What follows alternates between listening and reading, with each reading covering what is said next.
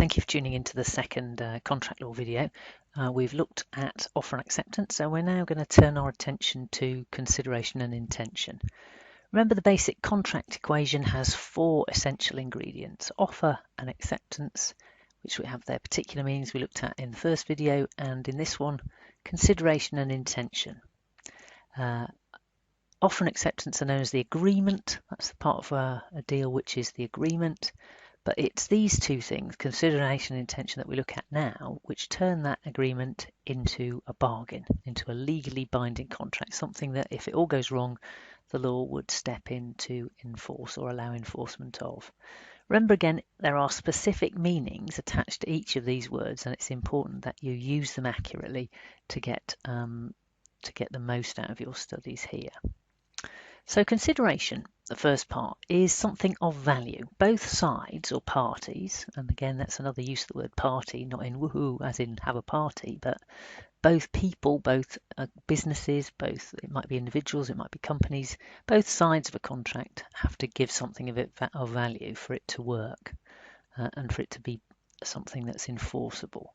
Agreement alone, just an agreement, okay, I want this, you want that, is not a binding contract. And if you merely promise something, that's not something the law would get involved in upholding either. So just promising something without anything in return is not something someone can go back and take you to court because you promised. So you can't say, oh, you promised to do that, I'll take you to court if you don't, because mere promises are not legally binding contracts.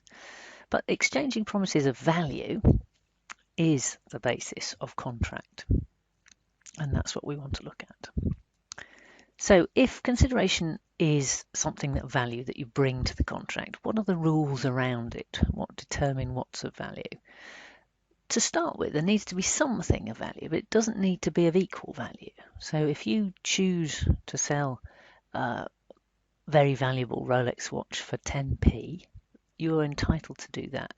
And if you agree it, actually, it's an enforceable contract.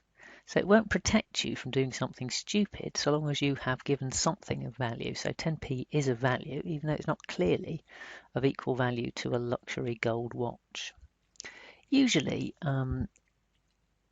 obviously sometimes in shops you do have an instant return of value. Here's the money, here's the goods, are exchanged straight away. But quite often it's a promise in return for an act or another promise. So you say, I will pay you this if you do that. So a promise of exchange of value is enough, something that has yet to happen, but you promise that you will give your bit of value in return for an act or another promise of goods being delivered.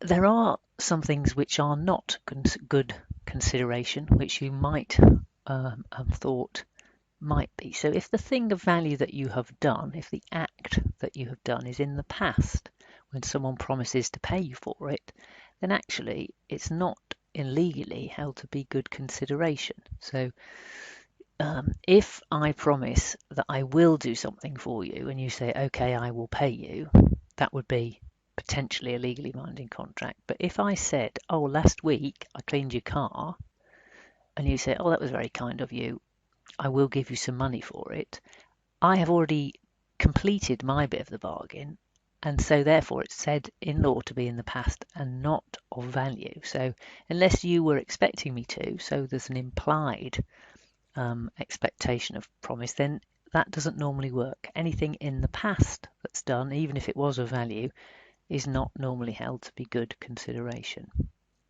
So let's just look at how those things work out in practice. The law will not save you from a bad bargain. If you own what you think is an old box, which you offer to an antique expert for £1, whereas they know in fact it's worth millions, it's a priceless Elizabethan chest, and they just say, okay, thanks, because look what you've done there, that's a definite promise on which you are agreeing to be bound, selling the box for £1, and the antiques expert as accepting your offer, even knowing it's, from your point of view, a very bad bargain, that is still a contract. So it's not an equal exchange of value. The law doesn't step in to achieve that. The law just says, is something of value being given? And that's a contract.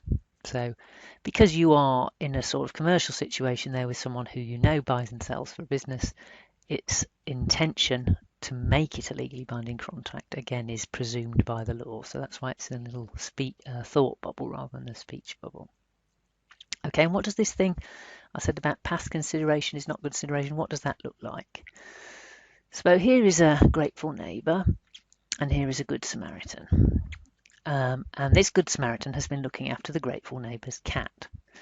And the grateful neighbour says, "You've been so kind looking after my cat, I'll let you have this old box as a thank you." Again, same old box.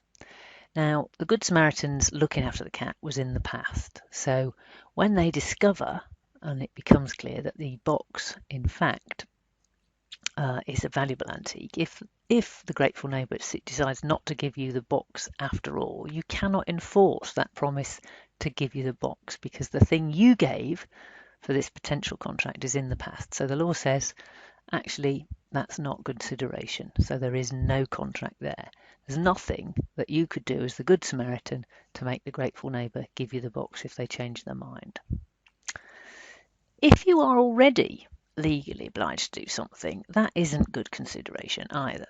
So this might look, here you have a passenger who is employing a professional driver to take them to work. And this professional driver is sometimes inclined to do more than the legal speed limit. So the passenger, in order to incentivise his good behaviour, says, "I'll give you an extra £5 if you don't go more than 30 miles an hour." So the driver says, the boy racer, "Okay, I won't speed today." Now, they get to the destination and he hasn't been speeding. He says, "Okay, you promised me a £5. He cannot enforce that promise because actually he's not given anything of value. He was not supposed to exceed the speed limit in the first place. So, in fact, he hasn't really given anything of value to that contract. So, no contract there.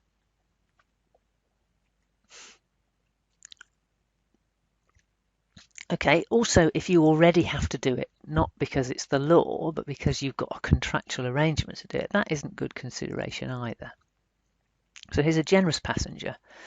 Here is his regular driver, and this generous passenger's just won the lottery and is in such a good mood that it promises the regular driver double the rate today. So the driver thinks, fantastic, that's really good, and I could do with that money.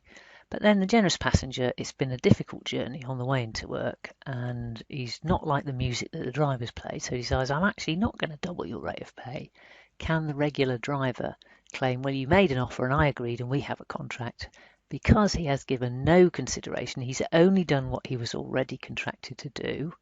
So nothing in value has been given because it was already what he had to do. There's no contract there either, so nothing enforceable in that one. So if it's the law or if you have a contract to do it already, you are not giving anything of value and it is not good consideration. So keep mentioning intention.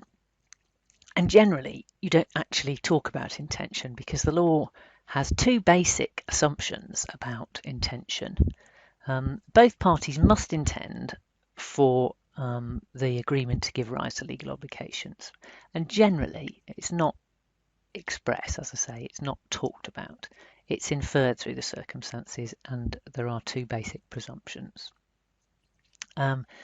So now I've got here's some legalese here. There is a rebuttable presumption. That means if you produce evidence to the contrary, the law will say, okay, that's not the case. But unless you produce evidence to the contrary, the position is, if you're in a domestic or social arrangement and you reach an agreement to do something, that's not a contract. Because when you promise £10 to your son for cleaning his bedroom, you don't really intend that to form a legal relationship unless you specifically do. So if you are in such a position with your within your domestic arrangements that you want to draw up a contract and sign it and have your neighbours witness it, then of course that will be treated as a legally binding contract. But the normal rule is domestic arrangements are not contracts. Whereas if you walk into a shop, you don't have to say, I intend to be legally bound by my commitment to buy that wok or that pint of beer for £10.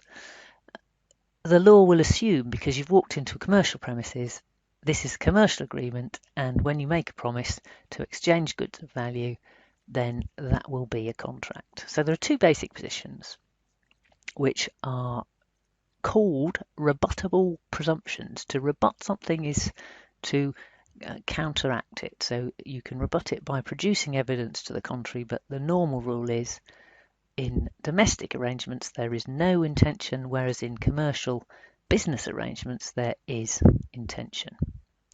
So good, we've done the basics of contract law, and hopefully if you've understood those two lectures you will be able to apply that to some problem scenarios. Excellent, thank you.